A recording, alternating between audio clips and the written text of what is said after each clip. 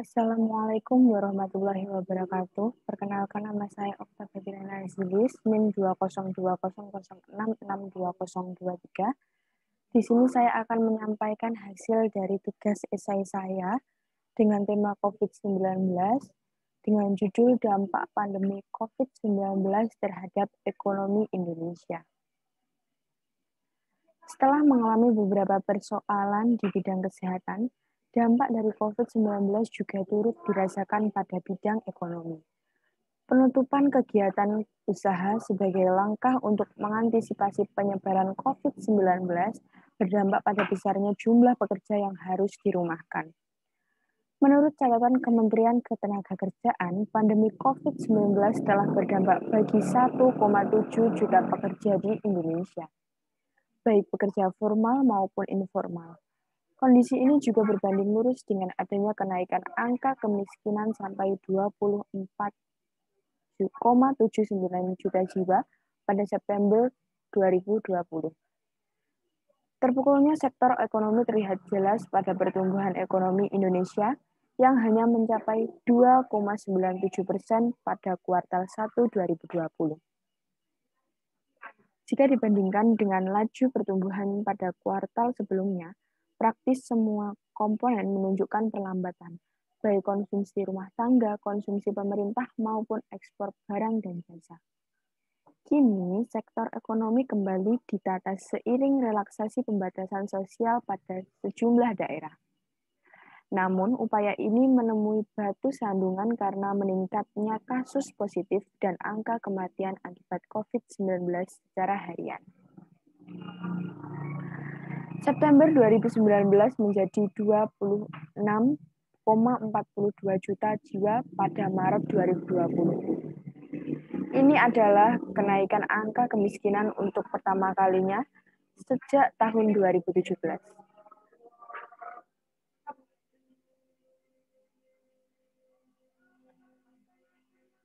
Berbagai negara mengalami ketidakstabilan sektor ekonomi akibat krisis yang ditimbulkan oleh pandemi COVID-19. Tercatat pada kuartal 2 2020, pertumbuhan ekonomi melambat dan terkontraksi hingga minus 5,32% secara tahunan. Kontraksi terdalam dialami sektor konsumsi. Untuk mengetahui dampak pandemi COVID-19 terhadap ekonomi rumah tangga, Lembaga Ilmu Pengetahuan Indonesia atau LIPI telah melakukan survei online pada rentan 10-31 Juli lalu yang hasilnya akan disampaikan pada Rabu 19 Agustus 2020. Ketidakstabilan kondisi perekonomian akibat pandemi COVID-19 semakin dirasakan dalam kehidupan masyarakat Indonesia, khususnya rumah tangga. Konsumsi rumah tangga sebagai penopang utama perekonomian melambat secara signifikan, di mana pada akhirnya mempengaruhi kinerja industri dan usaha mikro kecil serta menengah, ungkap Kepala Pusat Penelitian Ekonomi atau Badan LIPI. Jika dampak besar pandemi COVID-19 terhadap perekonomian Indonesia sehingga masuk dalam masa krisis, hal tersebut disampaikan Suryo Utomo saat memperingati Hari Pajak 2020 yang bertema Bangkit Bersama Pajak dengan Semangat Gotong Royong. Gejolak ekonomi diakibatkan oleh pandemi COVID-19 ini menghantam Indonesia setidaknya memberi 3 dampak besar dari perekonomian, ungkap Suryo Utomo. Suryo Utomo juga menyebutkan dampak utama adalah pembuat konsumsi rumah tangga atau daya beli yang merupakan penopang 60% terhadap ekonomi jatuh cukup dalam. Hal ini dibuktikan dengan data dari BPS yang mencatatkan bahwa konsumsi rumah tangga turun. Dampak kedua yaitu pandemi menimbulkan adanya ketidakpastian yang berkepanjangan, sehingga investasi ikut melemah dan berimplikasi pada terhentinya usaha.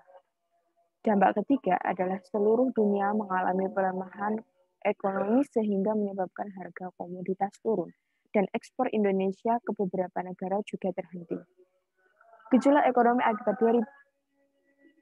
ekonomi akibat COVID-19 menjadi momen yang bersejarah karena berdampak pada pengelolaan keuangan negara hingga melakukan perubahan APBN sebanyak 2 kali dan upaya pemulihan ekonomi nasional. Terhambatnya aktivitas perekonomian secara otomatis membuat pelaku usaha melakukan efisiensi untuk menekan kerugian. Akibatnya, banyak pekerja yang dirumahkan atau bahkan dihentikan di PHK.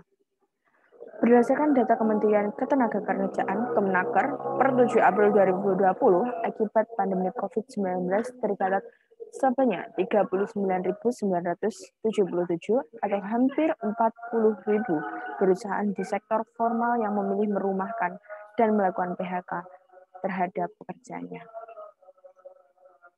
Cukup sekian yang dapat saya sampaikan dari hasil esai saya. Kurang lebihnya saya mohon maaf. Wassalamualaikum warahmatullahi wabarakatuh.